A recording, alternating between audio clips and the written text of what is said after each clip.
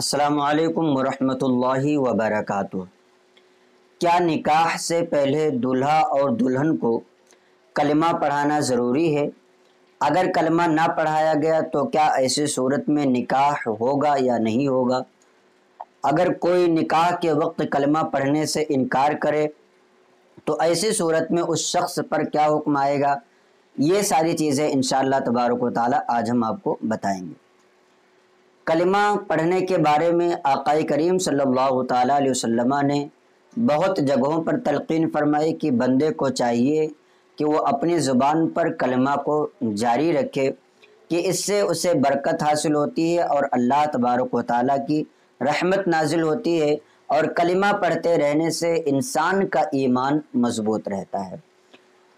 निकाह के वक्त जो कलिमा पढ़ाया जाता है इसकी वजहें बयान करते हुए उलमाए किराम ने कई सारी वजहें बयान की हैं, लेकिन निकाह के वक्त ख़ास तौर से जो कलिमा पढ़ाया जाता है वो ऐसा नहीं कि ज़रूरी है, फ़र्ज़ या वाजिब है। उलमाए मुहतातियीन ने, जो एहतियात करने वाले उलमा हैं, वो लोगों को निकाह से पहले कलिमा इसलिए पढ़ाया करते थे कि इंसानों से कभी कभी गलती में, ना जाने में और भूले से कलमे कुफ्र उनकी ज़ुबान से सादिर हो जाता है।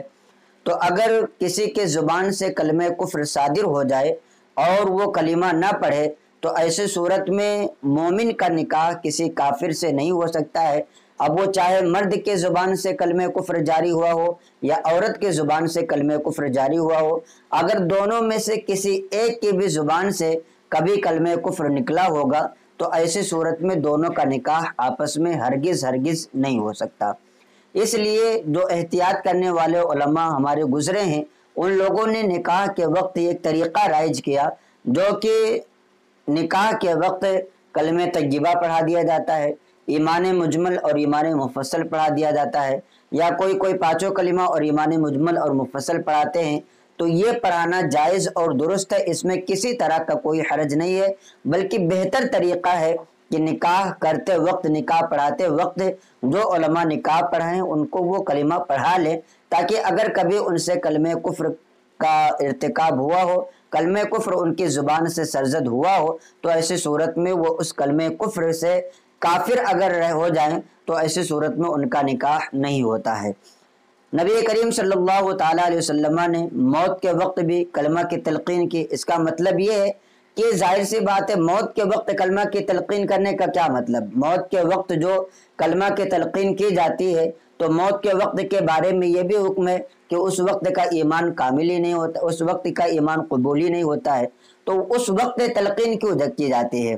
तो ऐसा नहीं है कि निकाह के वक्त जो कलिमा पढ़ाया जाता है वो सिर्फ और सिर्फ मुसलमान बनाने के लिए पढ़ाया जाता है, बल्कि उसका मकसद ये भी है कि अगर इससे कोई कलमे कुफ्र सरजद ना भी हुआ हो तो ऐसे सूरत में हुसूल बरकत ज़रूर होगा, अल्लाह तबारक व तआला की रहमत ज़रूर नाजिल होगी। ऐसा ही फतावा फैज़ुर रसूल जिल्द अव्वल सफ़ा नंबर 548 पर भी मौजूद है। और इसी तरीके से हज़रत अल्लामा अशाह मुहद्दिस अब्दुल अजीज़ साहब मुहद्दिस देहलवी रहमतुल्लाहि ताला अलैह फरमाते हैं, जिसका खुलासा ये है कि शरीयत मुतहरा के कानून के मुताबिक मोमिन और काफिर के दरमियान निकाह मुनाकिद नहीं हो सकता। और जाहिर है कि दूल्हा दुल्हन से लाइल्मी की हालत में या भूल से अक्सर कलमे कुफ्र सादिर हो जाता है, जिससे वो लोग आगाह नहीं होते, जिससे वाकिफ नहीं होते। इस सूरत में उनका निकाह मुनाकिद नहीं होता। इसलिए उलमाए मुताखिरीन ने, उलमाए मुहतातियीन ने एहतियातन ईमान मुजमल, ईमान मुफस्सल के मजमून को दूल्हा और दुल्हन के सामने पढ़ते पढ़ाते हैं, और ये बेहतर तरीक़ा है ताकि निकाह हालत इस्लाम में मुनाकिद हो जाए। हकीकत में उलमाए मुताखिरीन ने इस एहतियात को जो अक़्द निकाह में बढ़ाया है वो इस्लाम की बरकत से खाली नहीं है, मगर जो लोग कि इस्लाम से ख़ास हिस्सा नहीं रखते वो उस बारीकी को नहीं पहुँच पाते और इस तरीक़े के फिर एतराज़ करते हैं कि भाई निकाह पढ़ाने गए हो कि कलमा पढ़ाने गए हो, वहाँ पर कलमा क्यों पढ़ाया जा रहा है? इस तरीके के सवालात लोग करते हैं। तो आप इतना समझ लीजिए कि निकाह के वक्त कलमा पढ़ाना ये निकाह का हिस्सा तो नहीं है, लेकिन एहतियातन कलमा को पढ़ लेना ये बरकत से खाली नहीं है। अगर कभी कोई किसी से कलमे कुफ्र सादिर हुआ होगा तो ऐसी सूरत में वो फिर से इस्लाम में दाखिल हो जाएगा اور اگر نہیں بھی ہوا ہو تو کم سے کم کلمہ کی برکت دلہا اور دلہن کو ضرور حاصل ہو جائے گی۔